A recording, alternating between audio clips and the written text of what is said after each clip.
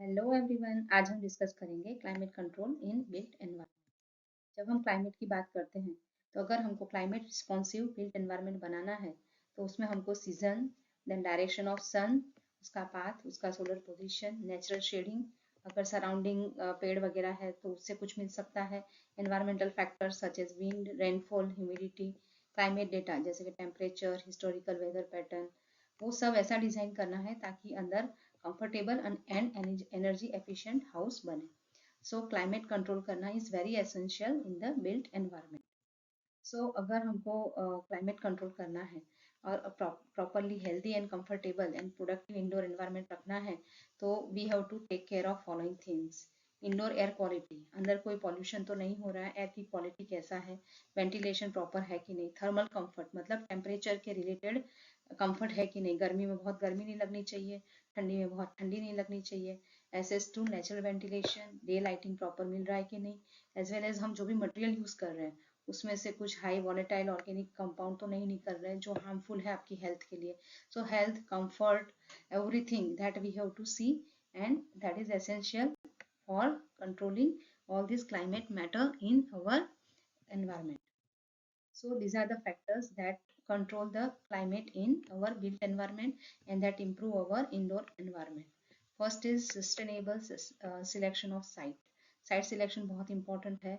Architectural design. Architectural design is also very important part क्योंकि वो main construction part में आता है. Plan कैसा है, elevation कैसा है, आपका arrangement कैसा है, then selection of material, कौन सा material use कर रहे हैं, and last is ventilation and air conditioning system to control the indoor air quality. So we will see one by one each and every factor. So first is selection of sustainable site. तो pollution source से जितना हो सके उतना दूर रखना है and pollution of soil that also we have to check क्योंकि काफी बार क्या होता है gaseous compound from the buried organic matter and radon that will also cause the pollution in our house. Then water quality कैसा है, water के आसपास जो वाटर स्ट्रक्चर है या कोई लैंडस्केप है वहाँ पे वाटर बॉडी है तो उसको आपको प्रिजर्व करना है. Also location and orientation, that is very important कि कितना हम मैक्सिमम नेचुरल एलिमेंट्स का यूज़ कर सकते हैं, solar energy, day lighting, natural breeze, these are very important part. Then natural shading.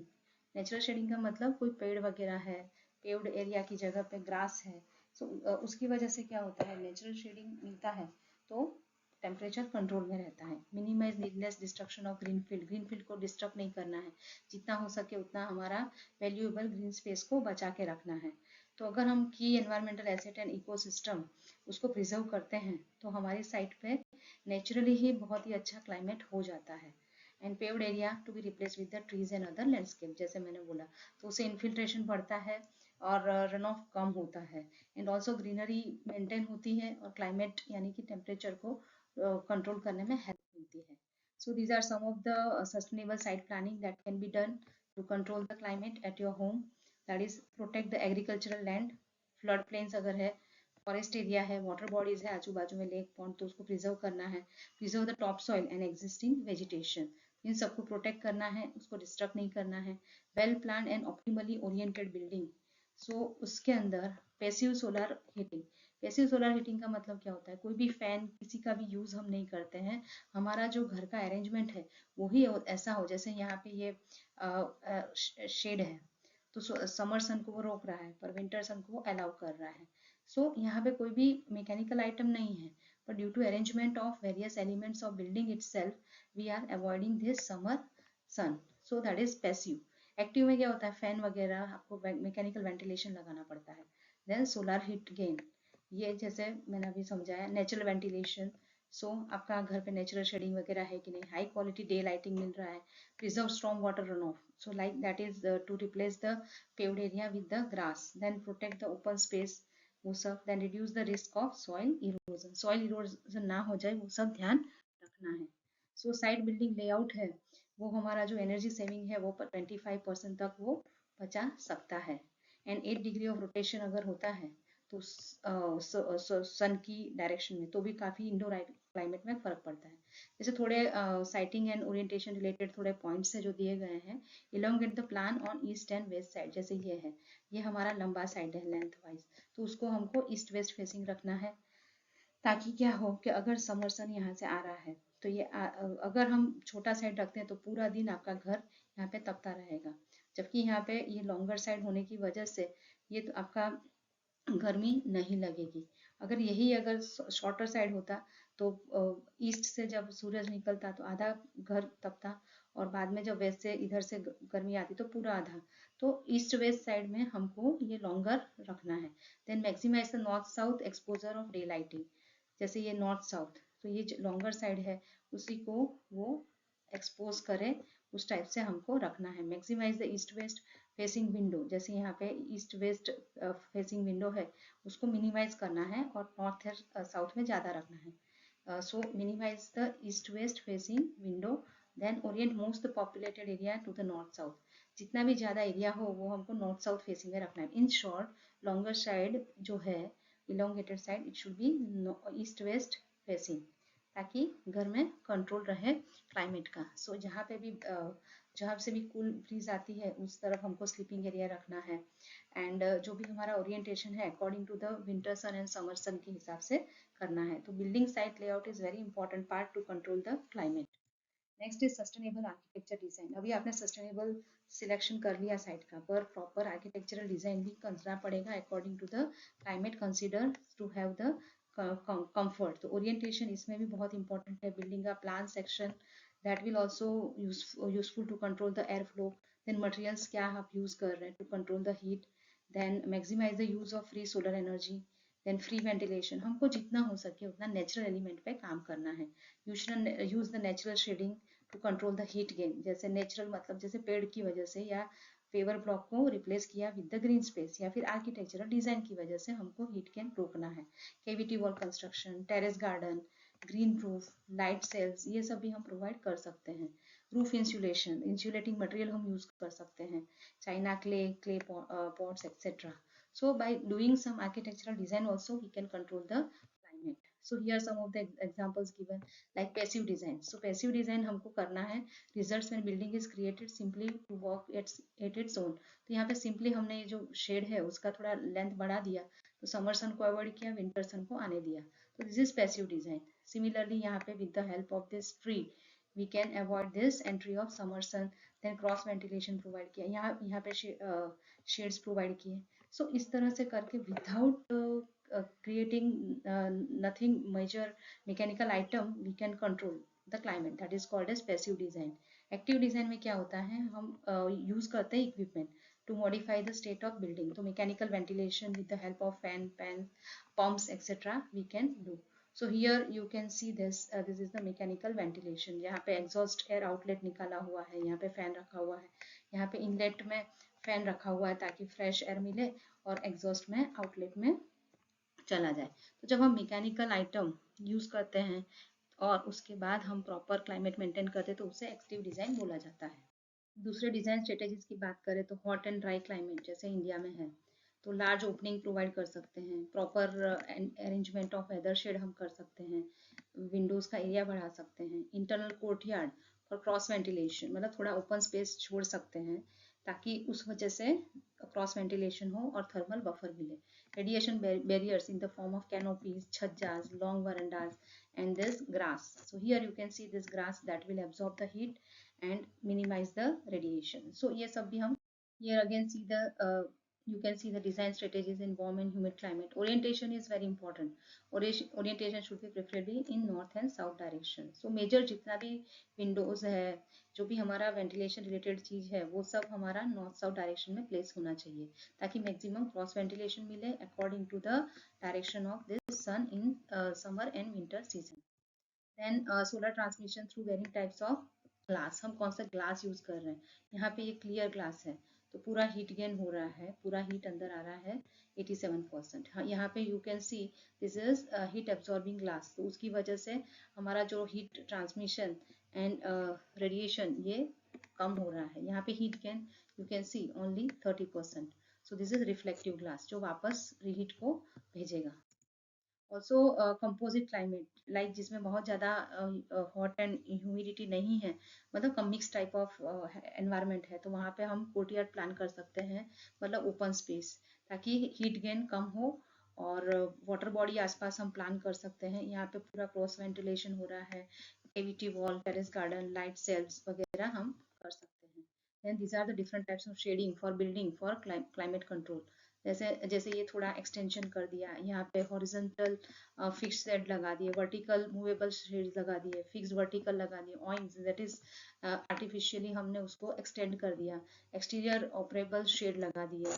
Then ज़्यादा लंबा हमारा वहां शटर्स लगा दिया, then trellis and so perforated horizontal overhanging, then ventilation on the vegetation on the windows, then shrubs and tree shades that will give you the natural shading from the heat gain.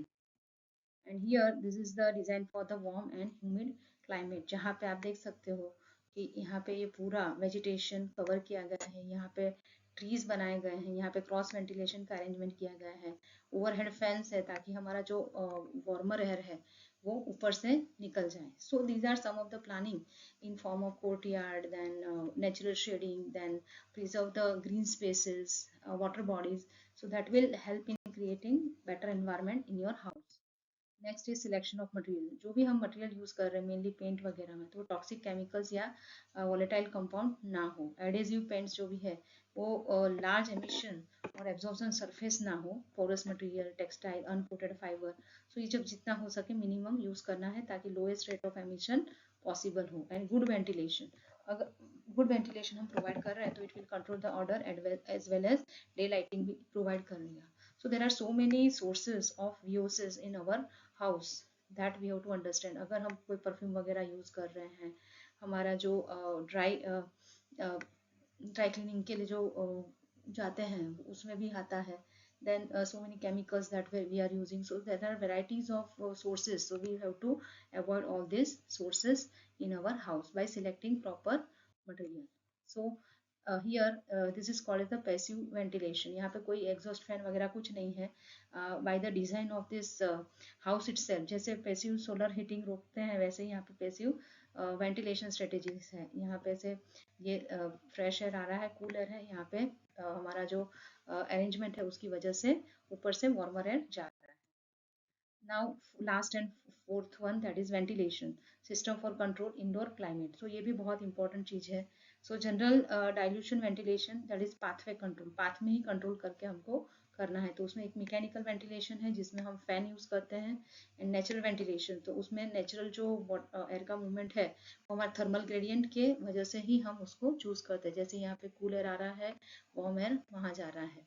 And यहाँ पे जो sunlight है उसको रोकने के लिए हमारा बड़ा सा इंसुलेशन प्रोवाइड किया है और विंटर सन को आने के लिए अलाउ किया गया है. तो यहाँ पे both thermal as well as far as the wind is concern दोनों का ख्याल रखा गया है. तो ये पैसिव सिस्टम है.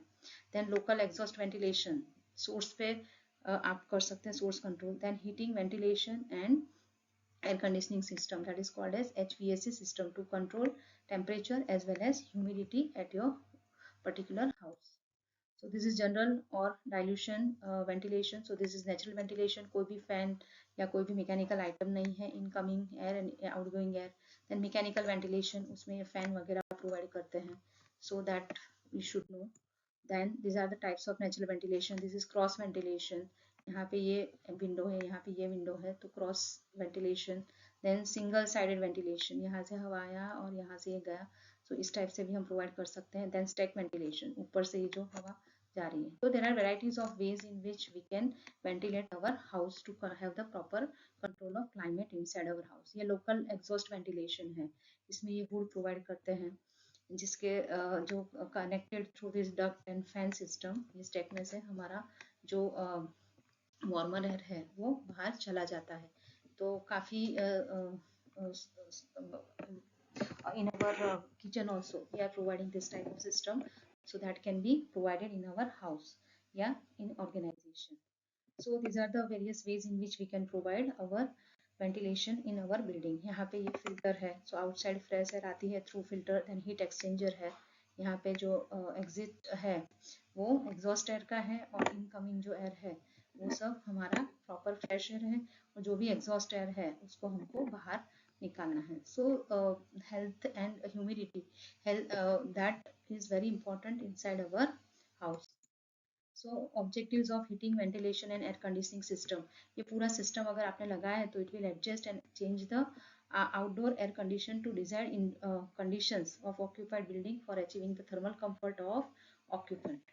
उसमें एनवायरमेंटल कंडीशन को वो कंट्रोल करता है, temperature and humidity, and building का जो भी हमारा उसका ड्यूरेबिलिटी बढ़ाता है, productivity, life and health improve करता है, स्टेल एयर को वो बाहर निकालता है, फ्रेश एयर को वो अंदर लेके आता है, dilution and removal of potentially hazardous concentration of flammable toxic gases अगर कोई जनरेट हो रहा है कोई इंडस्ट्री में या फिर कोई एरिया में, तो उसको भी वो बाहर निकालने में हेल्प करता है। Then filtration of dust, chemical contamination as well as odours through chemical and carbon activated filter. Inside condition वो 21 टू 24 डिग्री और 50 टू 60% रिलेटिव ह्यूमिडिटी प्रोवाइड करता है। तो जितना भी humidity and temperature related comfort है वो HVAC सिस्टम इंस्टॉल करके बिल्ट एनवायरनमेंट में हम क्लाइमेट को कंट्रोल कर सकते हैं। As well as isolation of the individual area and control of ventilation, अगर कोई इमरजेंसी कंडीशन आ गई तो पूरा उसको आइसोलेट करता है through the shutdown logic of fire and gas detection as well as alarm system. अगर वो इसमें इंस्टॉल है तो पूरा ड्यू टू कभी इमरजेंसी सिचुएशन आई तो पूरा आइसोलेट करके भी आपका proper ventilation and climate control करेगा। So these are some basic units of HVAC system, जिसमें फैंस या ब्लोअर्स होते हैं, देन एयर हैंडलिंग यूनिट होता है, फिल्टर्स होता है to filter the bad air, here you can see this is outside air, this is air handling unit, यहाँ पे फिल्टर होके that will ventilate your room. And जो भी हमारा ये जो कूलिंग टावर है, चिलर प्लांट है, उसमें से हमको फ्रेश एयर या कूल एयर सप्लाई करना है। सो उसके अंदर कंप्रेसर है, कंडेंसिंग यूनिट है, इवोपरेटर है, control system and air distribution system. So by providing this HVAC system, we can control climate in terms of temperature and humidity. So overall, we can try to maintain a proper thermal comfort as well as proper daylighting, then ventilation, control the air pollution, and provide the thermal comfort as well as overall indoor environmental quality inside our built environment, and it is called as climate control. अगर आपको ये lecture अच्छा लगा तो please like करें, share with other students also, comment भी कर सकते हैं, प्लीज़ सब्सक्राइब माई चैनल अगर आपने नहीं की है तो। Thank you.